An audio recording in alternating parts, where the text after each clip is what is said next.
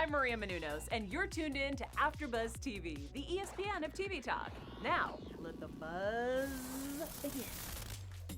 Oh, Hey, Welcome back, guys. We are back with the Tiger King after show here on AfterBuzz. Today we are covering season 1, episode 4, Playing with Fire. I'm your host, Jessie Zahner, and I am here with my two co-hosts, Al Gragg. Say hey to everybody, Al.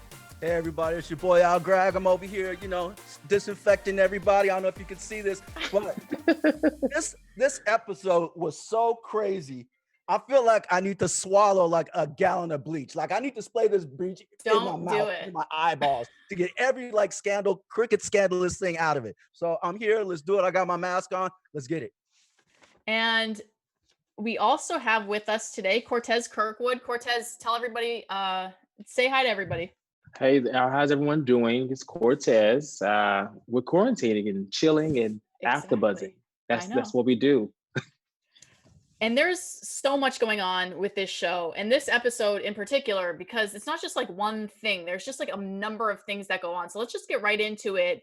Mhm. This episode, we see the real feud between Carole and Joe start playing out in the legal system. What did you guys think of everything that was going on between them? We'll start with you, Al. What were your thoughts about it? Yeah, I mean, it's like, what's the saying? It's like never getting a farting contest with a skunk, because nobody wins. I mean, Carole she has the money to keep it going, but I think maybe if she could look back differently, maybe she would, I don't know, have taken a different tack, because that kind of public feud that drags on for years in the courts and in the media, it's not healthy, it's stressful, but we saw her crazy side, and obviously we knew Joe was all crazy too. So she decided to poke the bear, so she got what she got. Exactly. Joe lost it. I actually love Joe. Joe, at this point, he had reached like a new level of petty, and he was just ready to go to swinging at Carole. He's just swung and swung and swung. It was very amusing to watch. This episode was actually had more of funny moments. Like I really enjoyed them because you have these two animal lovers just basically going back to back. It's like if you watch Housewives, Mimi and Kim battling each other. It was never going to end. Right. And it never really did end. It kept going and going and going. So I enjoyed it. I like Joe, and I kind of like that he was kind of harassing Carole. It didn't really bother her. She's a very unbothered woman. She's a very unbothered one. I will say that. But like you said, it was a never ending thing, and I feel more for her new husband because he's having to go through all this with her. He must really love her, right? And I hope she really loves him because she obviously didn't love Dunn or anyone else. The good thing is she can't really kill this husband, because then she would definitely be found guilty, right? Like everybody would know. So he's safe. But I feel like he's like one of the most sane people in this series. And he does seem normal. He looks normal. Everything seems normal about him. Yeah. So it's kind of crazy, but it's kind of like what they said. Basically, somebody was saying they thought that Carole was just trying to like threaten Joe and show him that, like, she was just basically trying to make a point, but she just kept going with it. And I think this is such a good point, because she really does go at him, and she wants all of his money and all of his possessions, to the point where if you are watching the Netflix and they show a picture of this page and they kind of scroll through it, it's like the most bogus stuff. Like she wants a CD burner from him. She wants a plastic shelf. She wants a bullet, like a cork board display. Yeah. Like she literally wants everything from Joe. Like there's sometimes you would do something legal to make a point. So like, stop using my picture, stop putting my name out there, just leave me alone. But like she's literally taking Joe for everything he's worth, which is why he then goes and starts blowing things up, which I thought was insane and amazing. Yeah, no, you don't back a wild animal up in a corner. You don't back a rat in the corner, because he has no place else to come out and fight swinging for his life. But we roasted Carole pretty good, and she deserves to be roasted. But yeah, I feel like I gotta get it Joe this time around too, because with the blowing up, taking the machine gun and shooting a dummy of her putting a dildo in her mouth. He was like, "That's the what Carole gets." watches and the watch. bunny. Crazy, but that was literally crazy. Can you imagine if somebody was stalking you who was like literally like put your image up on the wall and was like shooting bullets at it? He's crazy. And He what's was worse, taking I it a guess little I'm saying far. we knew he was crazy, but I think she kind of drove him over the edge, as we were talking about. And I really didn't like how I'll get to him and his mom later. Yes, I want to bring that up for sure. So don't forget that point. But one thing Oh, Courtez yeah. said last episode was that Carole is like a genius. And this is in this episode, you see how manipulative she can be. They had the picture of the bunnies, and she and Joe kept posting it on Facebook. So she copyrighted the picture so that he couldn't even post it anymore. I mean, like, who thinks to do this shit? Who has time to do She's that? a smart woman. She's very smart, and that is how you know she's able to get away with what she did. She's very You're right. smart. She's smart, and she's like, I got time, cuz. Nothing And but money. time. And money. And Right. money. Right. So not only do I think people like don't like her because she killed her husband, but then also for her to go after Joe's parents was so sad to see. Like they went bankrupt, and then the sad plea they give over the GoFundMe. I just thought that was so sad. And I mean, she was worried that Joe was going to go after her family, but then she goes after his. Courtez, what were your thoughts about her going after Joe's family like that? I thought I was very sad. It was very sad to watch because the mom, she was kind of like crying, and for one, she went after the family, but the family I feel bad for the family on both sides because I feel like both Carole and Joe went after the family. Joe was constantly going to them for money, and and that's his parents, and the parents was like, sure, like I think she even said that he just brought this paper and I just signed it. I don't even think she really knew. It was like a Teresa Giudice situation.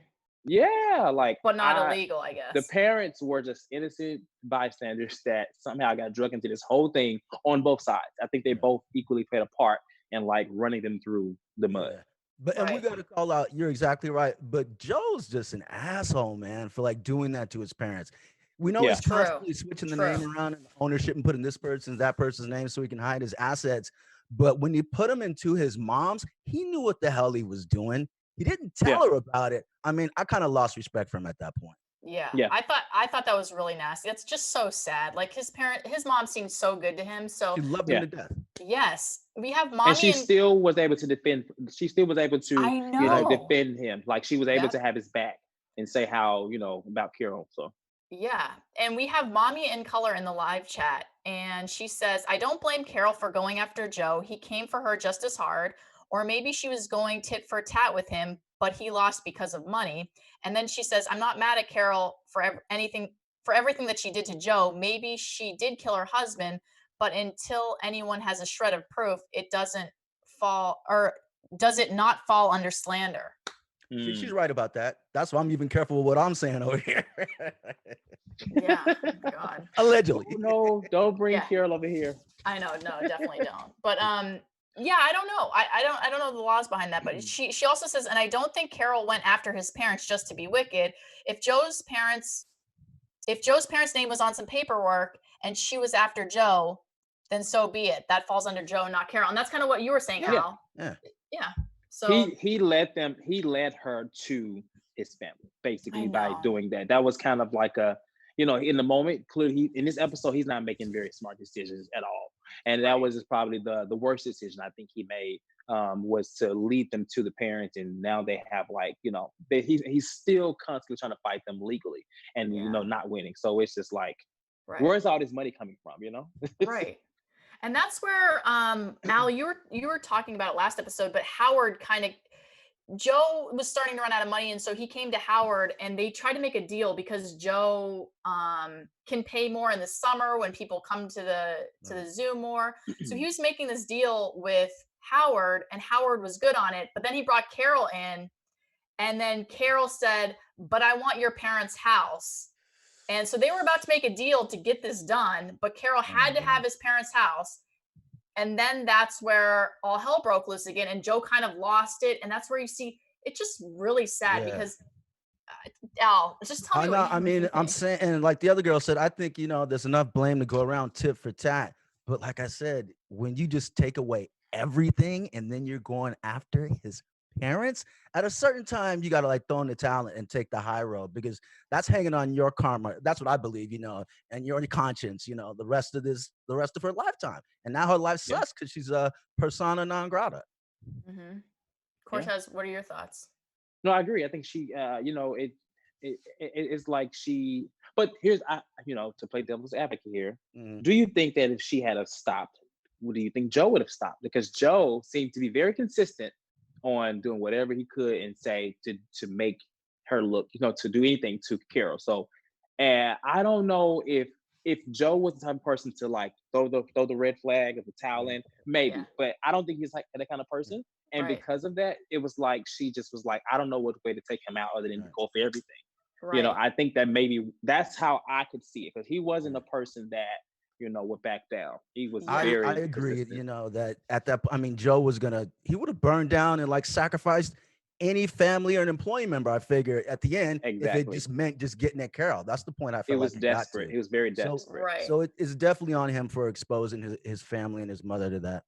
Yeah, Mhm. I definitely agree with you. I think that there's like no stopping him. Like he, even his friends were saying, like he became like obsessed with this. And Yeah. I think even Yeah. if Carole and Howard kind of stopped and laid down, yeah, I think Joe would just keep going at them. So maybe this is what she had to do.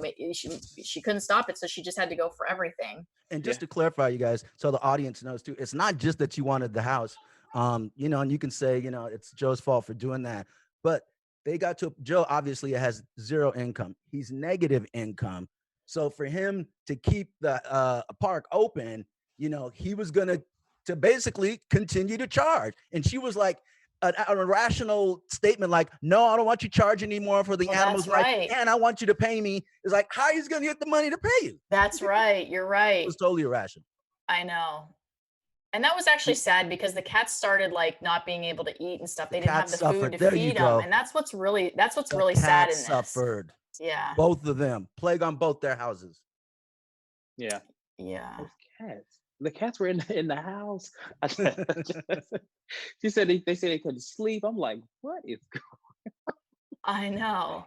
Oh my gosh. So in the mix of all of this, while all this is going on, we get to see more of Rick this episode. And I love Rick. Like I just think he's so interesting and I feel like he's just like real about the whole situation.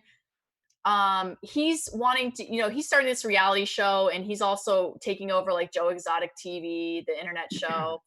But in all of this, the studio burns down while Joe is at a Scandalous. funeral in Chicago.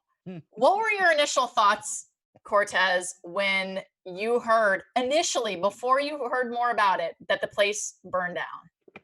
I gagged for one. I was very like, this is just perfect for all of this, so for all of this footage that he's talked about. He's talking about how he is basically filming everything. He's not putting the camera down ever, and then for it to all just go up in flames. Now, with him, I enjoyed Rick, but my confusion with Rick is that initially in one of the episodes, he said, the early episodes, he was talking about how he really didn't care about the internet show as much as Right. he cared about the reality TV show. Mhm. But when it all went into flames, he had so much, passion for the internet show. At least that's how I received it in speaking about it. So he was just like, why would I do that? This is all. And I was like, well, you really didn't care about the internet show. The reality show seemed to be your main focus here. And And the thing with Rick, I think he was just really about money. He didn't care if Joe had have started, beating things to a bloody pulp. He would have been right there like this. He wanted to get, because he was about whatever would come from that footage, which it was all golden footage. It really was. Yeah. Watching Right. it, they Yeah. had a really good reality thing going. But And now what's really it's sad gone. is, I mean, I've seen a lot of these deals. They happen all the time when you go into business with somebody. There were two shady moves that Rich Rick did. And what's the name of the reality producer? Rick. I thought Rick Rick is was the rich guy. Is that Jeff? No, that's Jeff. Yeah. Jeff's Rick's the the rich guy. reality Jeff. producer. Yeah. Both of them, basically, when he settled with Jeff, and Jeff's taken over and he's going to pay off his debt, and he's going to sign over the zoo to him under a different name. when you sign something over to somebody, you're supposed to stipulate that I'm still going to get a percentage, whether it's, 50-50 or 5% off the top. I'm going to be a permanent employee, where I maintain, reasonable control or presence every day. The guy was just like, F you. He was like, F you. And so yeah, no, I'm glad you bring that up, because Rick did say the only way that Joe was going to be able to get out of the debt was through this reality show. But he said that Joe was like fearful of him because Rick could basically take the footage and make the reality show out to be whatever it was. And Joe was saying stuff like he had Rinky doing all this veterinary work, but he's like not a veterinarian. So he had like all this illegal stuff that he probably could have got busted for. Yeah. And I'm sorry, let me just one more note I want to piggyback on. It's just back to the shady business thing. Even Rick, he was a reality show producer. Yeah. Okay. He did basically the same thing. When you go into a deal with somebody, again, you can like clarify, we're both going to own the rights, or I own half the rights, or maybe you get none of the rights and I'm going to pay you on the salary. The fact that he said, not only do I own his internet show, I own all the footage in the reality show. Again, that's something you don't do to somebody you respect. Yeah. I don't know that he respected him, to be honest. Apparently not. I don't think it was it was with Joe. Rick. With Rick, it was strictly business. He saw this $1 million whatever opportunity with the footage that he had. And, it goes into flames. It's just like, and then you see how he's allegedly kind of accused. They show the footage and they believe it's funny because that was, I don't know. We haven't seen the guy walk, but it kind of looked like he would walk like that. It looked like Bigfoot. Crossover. The big crazy grainy footage. And I was like, you know what, that may be him. Right. So we have people in the chat talking about this. Mommy in Color coming in great with the commentary. I don't think it benefited Rick to destroy his own footage. As he said, that was his retirement burned up. My mom's in the chat, Cindy Zahner, thanks. She agrees it wasn't Rick. I agree, because the thing is, all the reality footage was also in that studio. So everything that burned down was his whole reality show and all the internet stuff. So I agree. He can't make the show now. And but what if he was paid elsewhere? Well, that's what Joe thinks. Is that what you guys think? Do you think Carole paid him? I think nobody has clean hands, so everybody's suspect. But the reason, again, I'm kind of before I was kind of blaming, maybe Jeff or maybe Rick did it. But the reason I'm back to Joe, I circled around, is because again, people do weird things when you screw them. If him and Rick are going back and forth, by the way, not only do I own the reality show, I own your online TV, and I own you and you have everything. What's the first thing that person's going to go do? Oh, really? You think you everything? I'm going to set everything on fire. Yeah. And that's basically what he was saying to his lawyer too. Like, he was telling his lawyer, and his lawyer's like, how are you protecting it? He's like, what do you mean? He's like, he's just saying, all the footage is in the studio. They don't have any backups. Also, where is the backup? Thank you. Why are you filming? Listen, I can film something in my living room. I'm going to make sure that it's like safe and backed up or something. I mean, that's like videography 101, maybe. Right. It's just like, I can't believe you didn't back up any of the footage. Like, that's incredible to me. And so, so you have that whole interview that he's doing. Like, I don't know who's taping him at that time, but he was like, roll everything. Don't take the cameras off me all day. Right. So you hear him interacting with his lawyer, and he's basically like, you see what I'm saying? He's like, yeah, I got you. But also the other thing is, it makes sense for Joe to burn the place down because Carole's going to get that information anyways. And they left them out.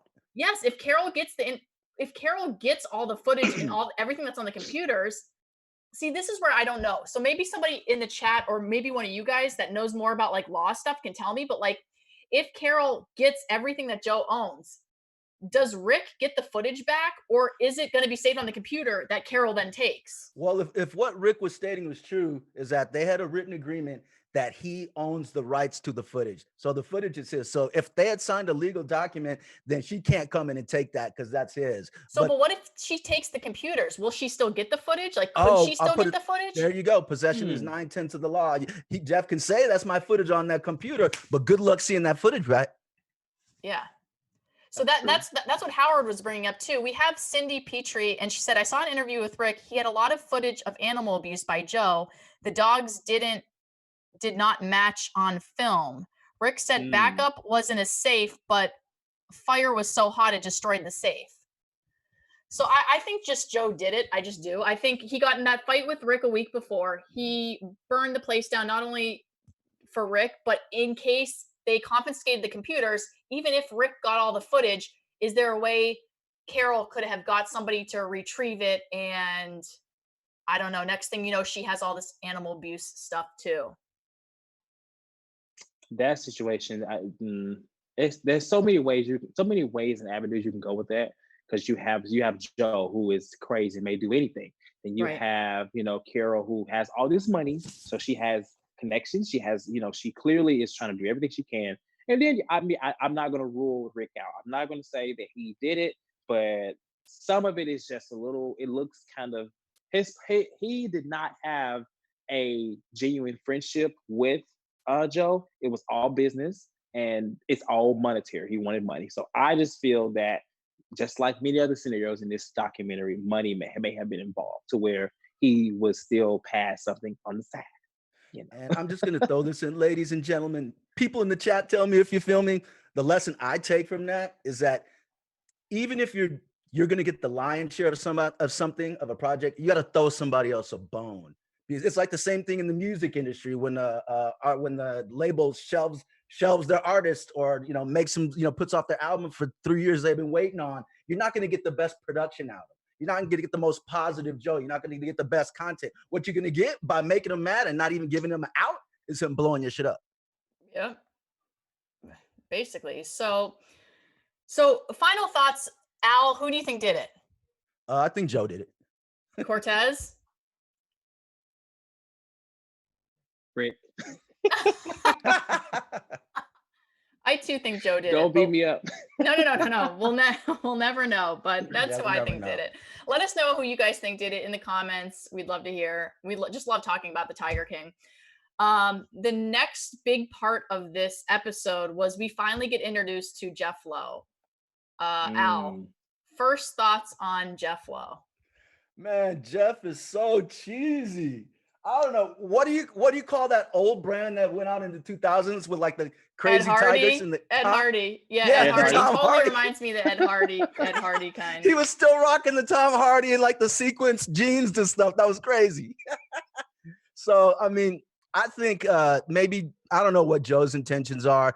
And I'm going to get back to the whole money thing, but I'm going to say, as we know, Joe is his angel. He comes out to bail him out, pays Joe's debt, pays off the claim or whatever. And we talked about, I'm not going to go and retract the deal, the effed up deal that he made, but, looked how, it bit him in the butt too. But I guess what I'm saying, man, is like, I just know so many guys like that guy and the Tom Hardy.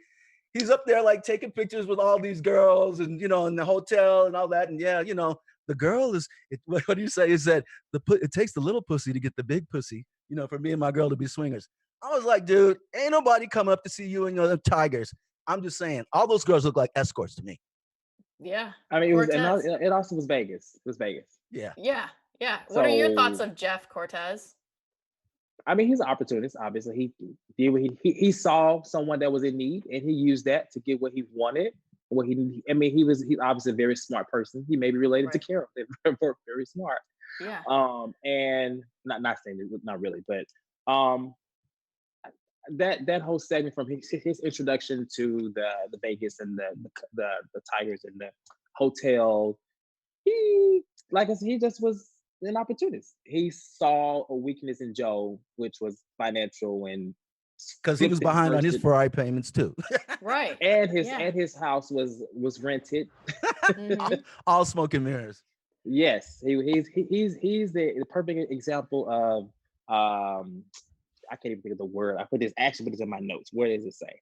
The perfect example of somebody with a falsified life. With what you see is not what you get. And Joe just, he presented an image and Joe took it. Right. It's so funny because when he first came on the show, I was all pumped by it because the first thing we see, like really the big part we see was him in the call with Joe. Mm-hmm. Because at first Joe was like secretive and nobody really knew what was going on, but we see the first phone call where everybody had to leave and he was in there with Joe. and they were talking to Howard and Carole and the lawyer, and he like out of nowhere just starts going off on the lawyer. And he's like, I woke up in a free effing country and I'm still here. And he just starts going off. And I'm like, how did Joe find an investor that's literally as crazy as him? And I thought they were going to like tag team and like be so amazing together. And when they hung that call up, Joe kind of gave him this look like he was like shocked. He was like, oh, that's like you're as crazy as me. yeah, he was like, oh my God, my idol, that was amazing. So I was really looking forward to this connection that these two were gonna have, but we know because of the episodes that are to come that it quickly turns downhill. So Mhm. I don't know. It's just a lot of crazy stuff with Joe. So I don't know. Any other thoughts on, or I mean with Jeff, but any other thoughts you guys have on Jeff? We have a lot of people commenting on the live chat. Let's see. What do they have to say about Jeff? Let's see. Yeah, Yeah. everyone just said he looks dated. Yeah, he does. I mean, but they were in Oklahoma. I mean, I have never Right. been to Oklahoma, so Uh-oh. maybe Ed Hardy was the look there. I don't know. Yeah. Are they still I mean, rocking Ed Hardy out there? maybe that was it, and it was it was like so many years ago. So Yeah. And people in the live chat are just saying he's shady. And Carrie E brings up a good point. Every one of them are manipulative opportunists. yeah, They all they are. deserve each other. So yeah. Everyone, even the one that got her arm eaten off. Her name, secret. No, Sorry. not her. I like her, but I like her too. No, I want to hear why- how is she shady? Tell us, Courtez. huh? What Yeah. did you not like something about Seth? She let her arm get eaten off. She said, I mean, you work with these animals every day. What was your arm doing in there? Slipping. That was Yeah. a big mistake. Slipping, exactly. It was, yeah, exactly. And then I wish I had been here last week when we talked about episode 2. Oh my gosh. About his medic jacket that he randomly had. And all the workers and the girls and stuff. I'm just like, oh my gosh. Guys, there's just so much with this show. You So could go much to on unpack. for days. I mean, it's all I read about all week. It's just crazy, and it just gets crazier and crazier and crazier. So, what, Courtez, are your final thoughts of episode 4? I didn't have any, thoughts on Jeff when he came, but obviously at the end of this episode, you find out that he took the zoo, which also didn't surprise me. So my whole thing with this episode, I was just curious to know that if Carole is hitting him with all these different lawsuits and court actions, and then the parents, everyone's been taken down through there. How was he able? I mean, not how, but he was still somehow moving forward in a way. And then he was, finally getting to a point where he felt he was.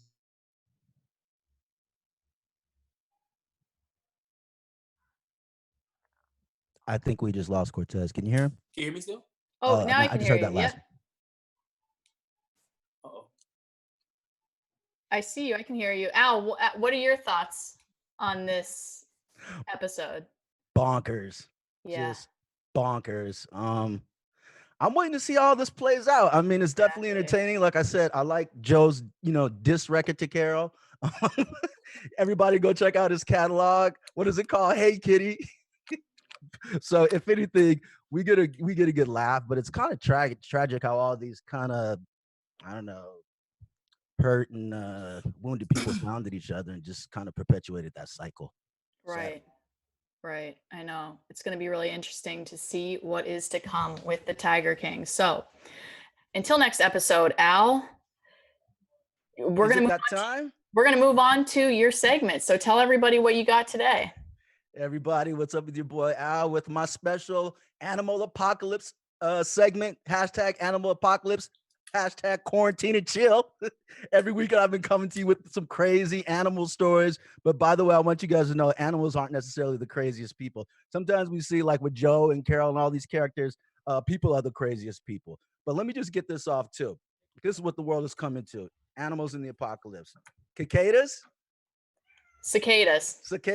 Yes. Cicadas infected with a particular fungus develop a drug-like energy rush, engage in a raucous orgy, then literally lose their butts. According to a recent study, the Masopora fungus contains a cocktail of chemicals, including traces of amphetamines and hallucinogens. That means they're high off meth too, just like all our guys.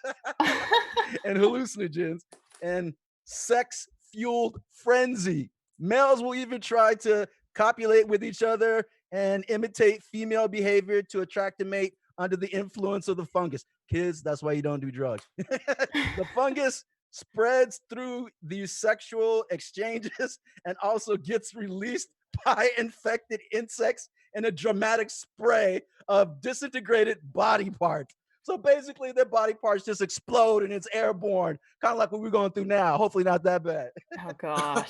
These animals are pretty freaky. That's why we call them flying salt shakers of death. Oh my. I don't even know what to say. Gosh, cicadas are so gross. I know Courtez has had some experiences with them down in Tennessee. Terrible. Gosh. I mean, bad. I have a small story. Yeah, go for it. So I was still in college. I was driving to work, and I kept hearing a cicada, but I didn't see it.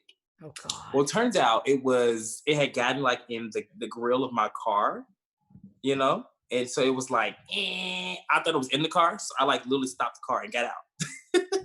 To more cicadas.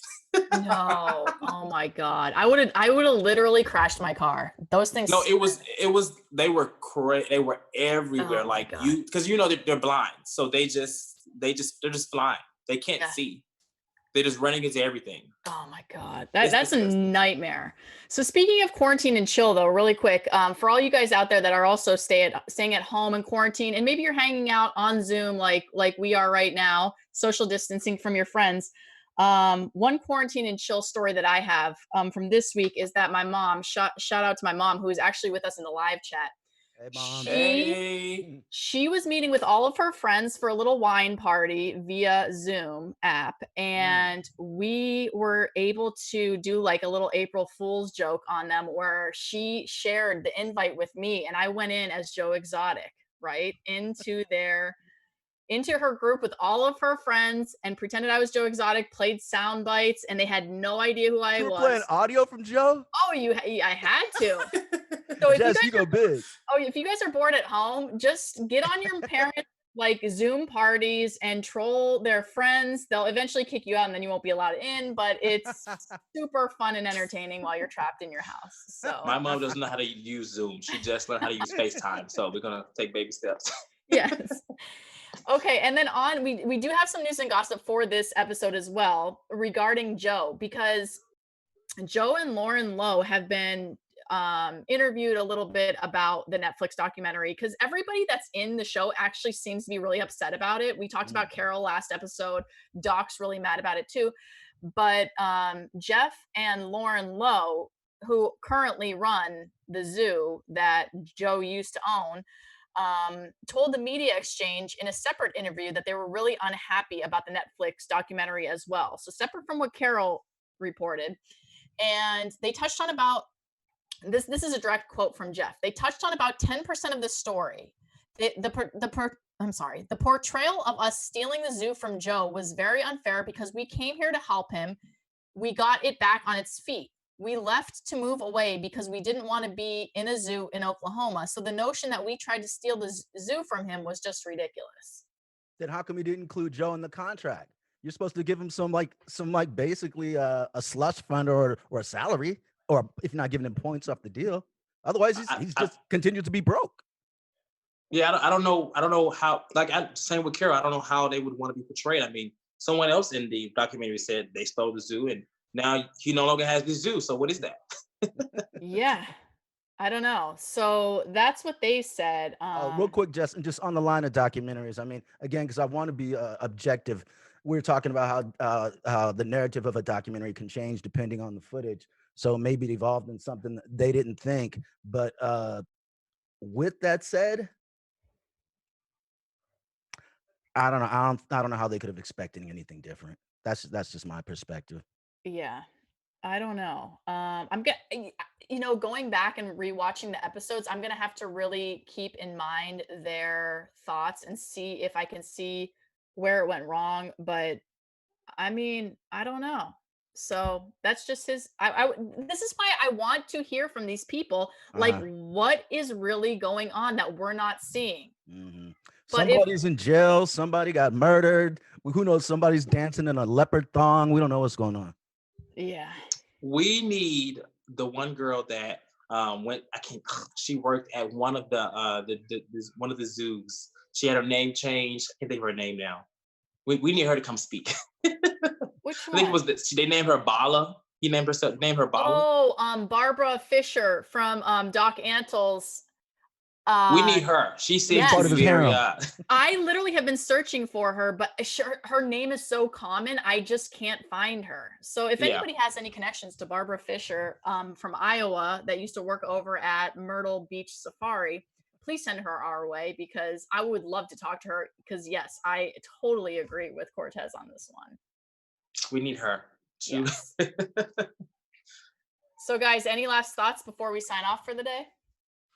Just I don't think I have y'all any. be safe The out there, rest of the man. I've story been is in my crazy. bunker for 2 weeks. I'm over here. I got my shank over here in case these zombies start running in the door. I told you Oh, guys about the serious about zombie this ants, and then quarantine. who knows? Now I got to worry about cicadas. I've been Oh, wrapping tissue about it just like they do in jail. You wrap tissue around around your toothbrush. I'm running out of toilet paper. Y'all, I'm barely making it over here. Oh my God, you have Alex. everything. You have Yeah. everything that people don't have in the stores. We're gonna come over there and come for you I know. because I But have he the has a jump. sword, so Let them come. yeah. See that That's all sword? right. Chop them I'm up gonna and put feed on them to my the Carol tigers. mask. Yes. Any last thoughts, Courtez? No, I don't have any last thoughts right now. The rest of it does unfold. It gets even crazier, believe it or not. Yes. And yeah, I know we're so looking forward to talking about the rest of the season with you guys. So everybody, thank you so much for joining us in the live chat. Please comment, follow us online. Let us know what you're thinking. We will always respond to you. We're super into the show, super into what your guys' thoughts are mhm, behind it. We love hearing from other people's perspectives that are different mhm. than ours. So, like, for example, Mommy in Color, like, she was bringing all this factual information about Carole that was really interesting. Appreciate it. Want to hear from you guys. Let us know your thoughts. Connect with us. We'd love to hear from you. Until next week, LG, tell everybody where they can find you. Hey everybody, it's your boy Gragg. You can find me on Instagram at ALG. That's alg_Jamaica House Film. I just want everybody to be safe, to get the mask. So now they're saying this thing could be airborne. Before it was just like the droplets might live in the air. So I think that's the next thing. They might be mandating masks. And I think you got to wear a mask when you watch this show, man. When I start hearing the debauchery, I got to like pour bleach in my ears, and poke out my eyes and, social distance. You guys are looking kind of suspect over there too. So stay back. Courtez, tell everybody where they um, can find you at. you can find me on Instagram as well at Stupid Wild Tez. As I said, I'm just as wild, not as Joe or Kira, but in a fun way. And holla at me. Yes. And I'm Jessie Zahner. Thanks so much for joining us. You can find me all over social media at Athletic. And until next week, guys, stay safe, stay home, and we'll see you guys next week. Our founder, Keven Undergaro, and me, Maria Menounos, would like to thank you for tuning in to AfterBuzz TV. Remember, we're not just the first, we're the biggest in the world, and we're the only destination for all your favorite TV shows. Whatever you crave, we've got it. So go to AfterBuzzTV.com and check out our lineup. Buzz you later. The views expressed herein are those of the hosts only and do not necessarily reflect the views of AfterBuzz TV or its owners or principals.